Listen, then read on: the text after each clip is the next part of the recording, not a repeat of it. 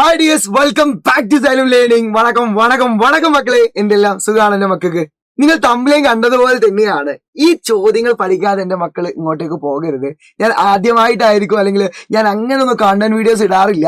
But ഈ video ഞാൻ ഇടാനുള്ള പ്രധാനപ്പെട്ട കാരണം ഈ ക്വസ്റ്റ്യൻസ് ഇമ്പോർട്ടന്റ് ആയിരിക്കും. ഏതൊക്കെയെന്നല്ലേ, അത് പ്രത്യേകിച്ച് നമ്മൾ ഇന്ന് നോക്കാൻ വേണ്ടി പോകുന്നത് 4ാമത്തെ ചാപ്റ്റർ എന്നായിരിക്കും. അപ്പൊ എന്റെ മക്കൾ ഡൗട്ട് ഉണ്ടാവും, അല്ല സാറേ നമ്മൾ ഈ ഓൺ എക്സാം 4ാമത്തെ ചാപ്റ്റർ ഉണ്ടാവുമോ? മക്കളെ മനസ്സിലാക്കി വെക്കാം, സോഷ്യൽ സയൻസിലെ ഹിസ്റ്ററിന്ന് ജോഗ്രഫിന്നും ആയിട്ടാണ് നിങ്ങൾക്ക് 80 മാർക്ക് ചോദ്യം വരിക.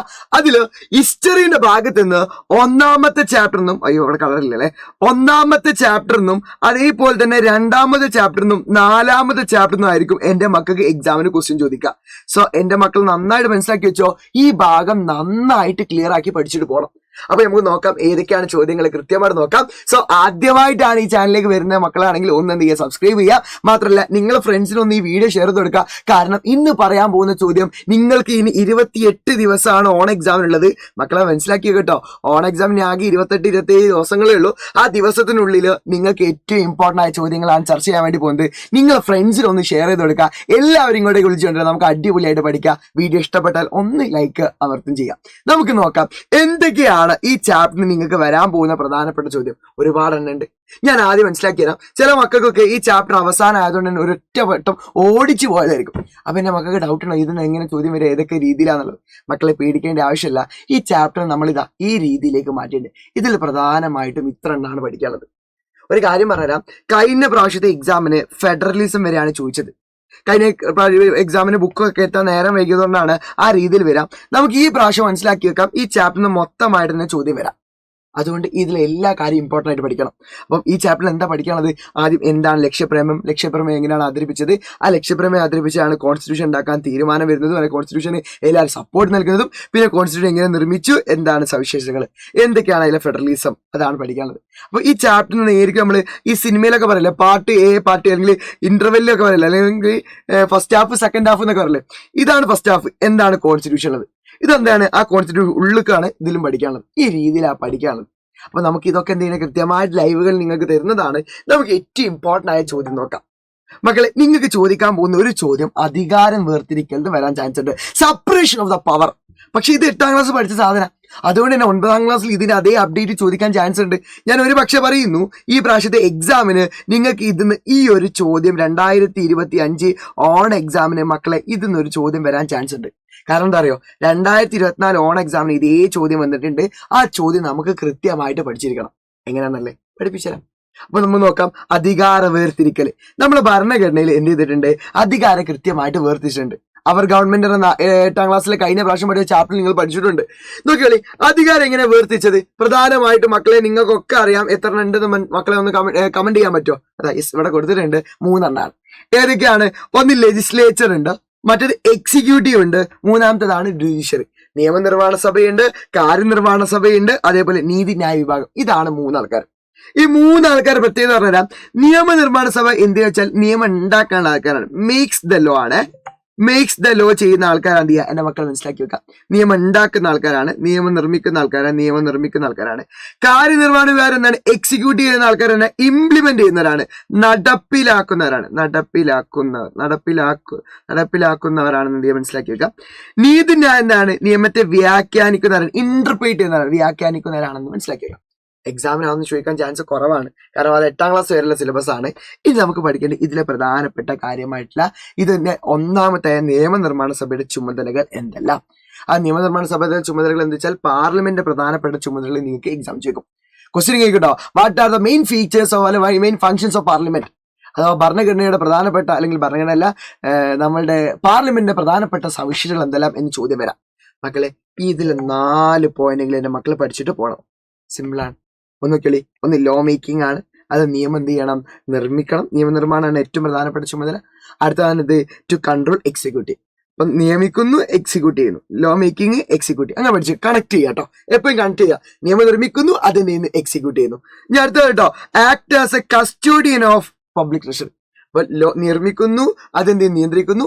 Act as public treasury, custodian of public treasury മനസ്സിലാക്കുക. അത് പൊതു ഖജനാവിന്റെ സംരക്ഷകനായിട്ട് എന്ത് ചെയ്യുന്നു, പ്രവർത്തിക്കുന്നു. അടുത്തത് ആക്ടേഴ്സ്, 2 ആക്ട് ഉണ്ട്. ഇതൊരു ആക്ട് ആണ്, ഇവിടെ ഒരു ആക്ട് ആണ്. അപ്പൊ ഇത് രണ്ട് കണക്ട് ചെയ്തു കേട്ടോ. ഇത് രണ്ട് കണക്ട് ചെയ്യാം. മേക്കിംഗ് ചെയ്യുന്നു, എക്സിക്യൂട്ട് ചെയ്യുന്നു.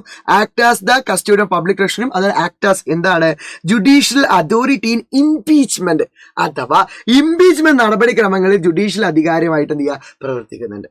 പിന്നെ അടുത്തതാണ് എന്ത് പാർട്ടിസിപ്പേറ്റ് എന്തിലേക്ക് പ്രസിഡൻഷ്യൽ ആൻഡ് വൈസ് പ്രസിഡൻഷ്യൽ ഇലക്ഷനും അതേപോലെ എന്ത് ചെയ്യുന്നു give assistant to constitutional amendment അഥവാ രാഷ്ട്രപതി ഉപരാഷ്ട്രപതി തെരഞ്ഞെടുപ്പിൽ പങ്കാളികളാവുകയും ഭരണഘടനാ ഭേദഗതി പരിഗണിക്കലും അംഗീകരിക്കലും. ഇതിലൊരു 4 പോയിന്റ് എന്റെ മക്കൾ പഠിച്ചിരിക്കണം.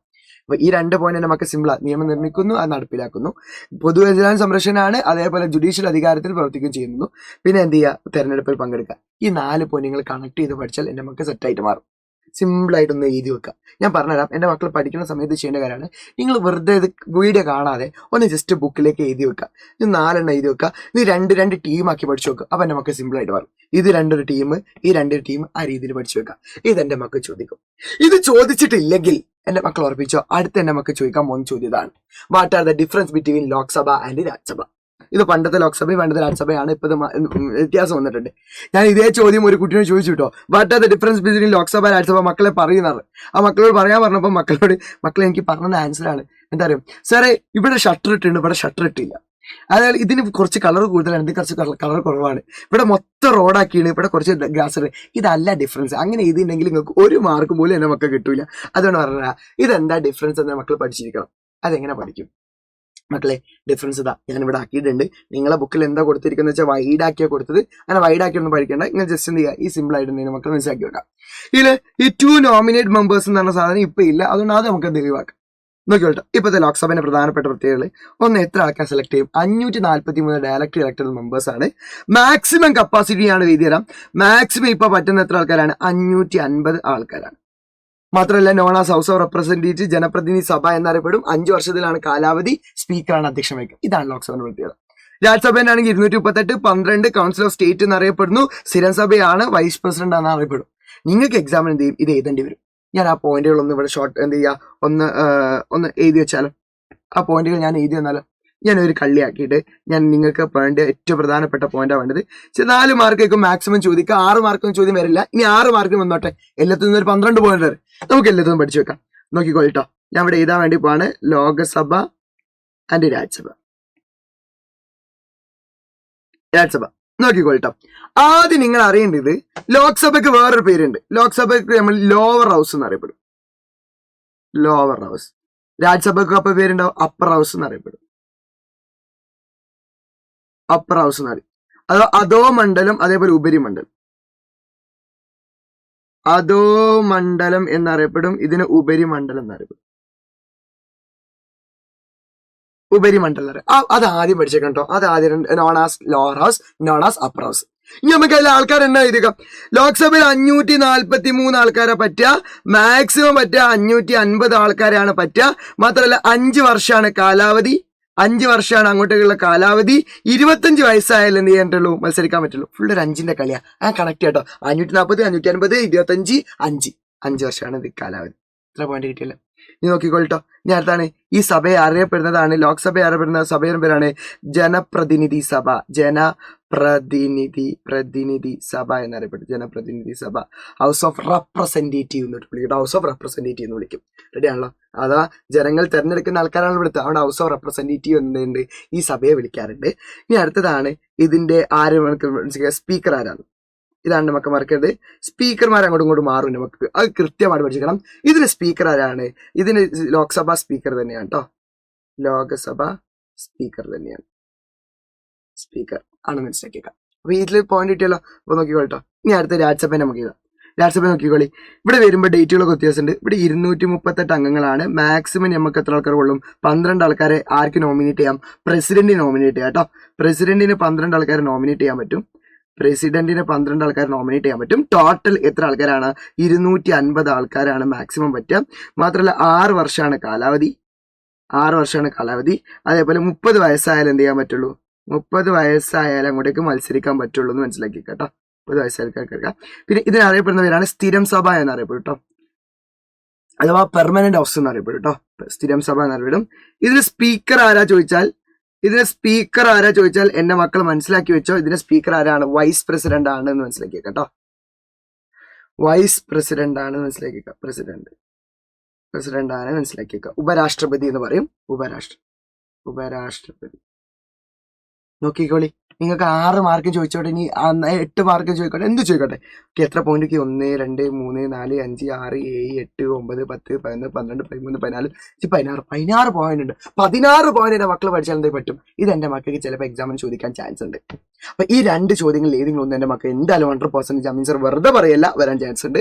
സോ നല്ല രീതിയിൽ തന്നെ എന്താ പഠിക്കുക, ഷോർട്ടാക്കി പഠിക്കുക. ഇതേ ഷോർട്ട് രീതിയിൽ പല കാര്യങ്ങളും നമ്മൾ എന്ത് ചെയ്യും നിങ്ങൾക്ക് എടുത്തു തരും. മക്കൾ ഈ ചാനൽ ഒന്ന് സബ്സ്ക്രൈബ് ചെയ്താൽ മതി. ലൈവുകൾ കൃത്യമായിട്ട് കാണാം. ഈ ചാപ്റ്ററിന്റെ ലൈവ് നമ്മൾ കൊടുത്തിട്ടുണ്ട്. ആ ലൈവ് ജസ്റ്റ് ഒന്ന് ചാപ്റ്ററിന്റെ പേര് മാത്രം അടിച്ചു നോക്കിയാൽ മതി.